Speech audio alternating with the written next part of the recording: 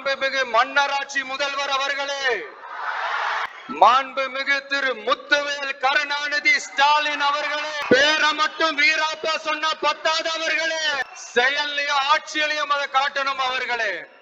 ஒன்றியத்துல பாஜக ஆட்சியை ஒரு பாசிச ஆட்சின்னு அடிக்கடி அறிகூவல் விடுத்து விட்டு இங்க நீங்க பண்ற ஆட்சி மட்டும் என்னவா? அதுக்கு கொஞ்சம் கூட குறைவில்லாத அதே பாசிச ஆட்சி தானே.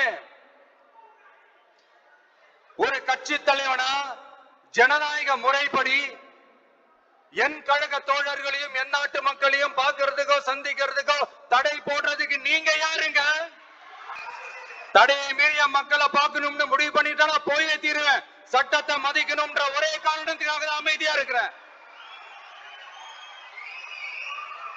நேத்து வந்தவெல்லாம் முதலமைச்சர் ஆகணும்னு கனவு காண்றான்னு சொல்றீங்க.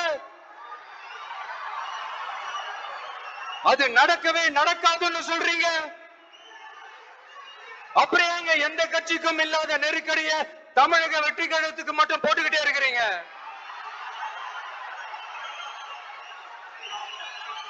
அணை போட்டு ஆத்த வேண்டும்னா தடுக்கலாம், காத்த தடுக்க முடியாது.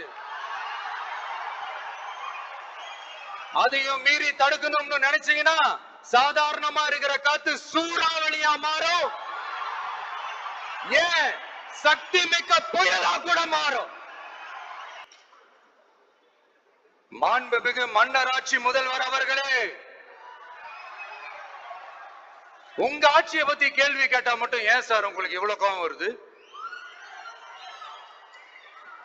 நீங்க ஒழுங்கா ஆட்சி நடத்திருந்தீங்கன்னா பெண்கள் பாதுகாப்பு ஒழுங்கா இருந்திருக்கும், சட்டம் ஒழுங்கு சரியா இருந்திருக்கும். பச்சை பிள்ளைங்க, படிக்கிற பிள்ளைங்க, சின்ன பொண்ணுங்க, வீட்டுல இருக்கிற பொண்ணுங்க, வேலைக்கு போற பொண்ணுங்கன்னு இவங்க எல்லாருக்கும் நடக்கிற கொடுமைகளை சொல்ல முடியல சார்.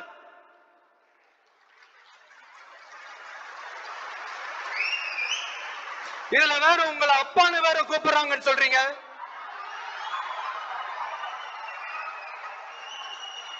தினம் தினம் உங்களுடைய இந்த கொடுமைகளை அனுபவிச்சுட்டு இருக்கிற என்னுடைய சகோதரிகளான தமிழ்நாட்டு பெண்கள் தான் உங்களுடைய அரசியலுக்கே ஒரு முடிவு கட்ட போறாங்க, உங்களுடைய ஆட்சிக்கே ஒரு முடிவு கட்ட போறாங்க, உங்களுடைய இந்த அரசியல் வாழ்க்கைக்கு ஒரு முடிவு கட்ட போறாங்க.